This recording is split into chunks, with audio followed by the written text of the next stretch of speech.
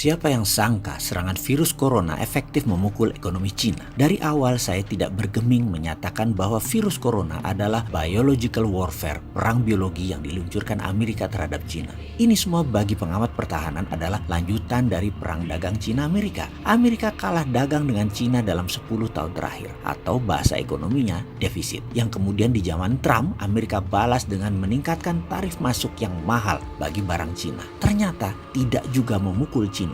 Kemudian Cina melemahkan yuannya sedikit sebagai counternya. Lalu apa yang dilakukan Amerika? US juga melemahkan nilai dolarnya. Namun sekali lagi, itu tidak memukul ekonomi Cina. Lalu dilanjutkan dengan serangan terhadap Huawei yang mau menguasai jaringan 5G. Di mana kalau Cina menguasai 5G, maka berakibat kekuatan ekonomi Amerika berkurang hingga 7% atau lebih dari 900 billion dolar per tahunnya. Apa yang terjadi? Akhirnya Cina mengalah. 5G mulai ketemu titik temunya. Namun masih Amerika versi Trump kurang puas. Trump ingin 2 kali menjadi commander in chief di Amerika. Maka digebrak lagi dengan serangan yang melumpuhkan ekonomi Cina, virus corona. Sebagai catatan, perang dagang adalah awal perang militer. Itu saya ulang berkali-kali. Kalau perang dagang menang, perang militer tidak berlanjut. Namun kalau belum menang-menang juga, pasti diserang lagi. Dan salah satunya adalah coronavirus ini. Ini adalah war tool. Ini adalah alat perang selanjutnya. Sebagai unsur melindungi segenap tumpah darah Indonesia, maka penanganan virus corona di Indonesia seharusnya pemimpinnya, garda terdepannya adalah Kementerian Pertahanan. Di bawahnya, Menteri Luar Negeri, Menteri Dalam Negeri, Menteri Kesehatan, dan Menteri Sosial. Ini harusnya mendapatkan perhatian super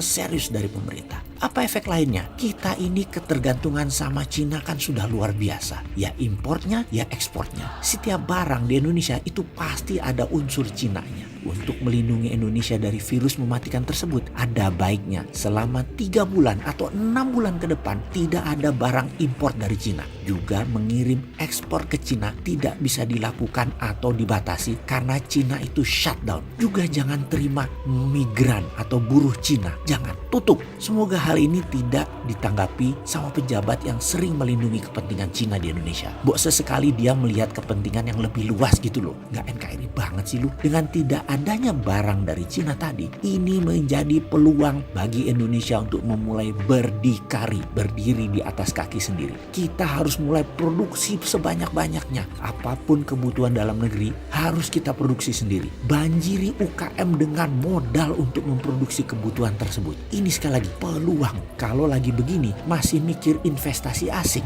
masih mengutamakan asing, bilang Indonesia nggak ada modal, nggak punya uang, perlu asing, apalagi asing. Ini yang komentar tidak NKRI banget. Coba sekali lagi kita mau dengar mana suara kalian yang nggak NKRI itu.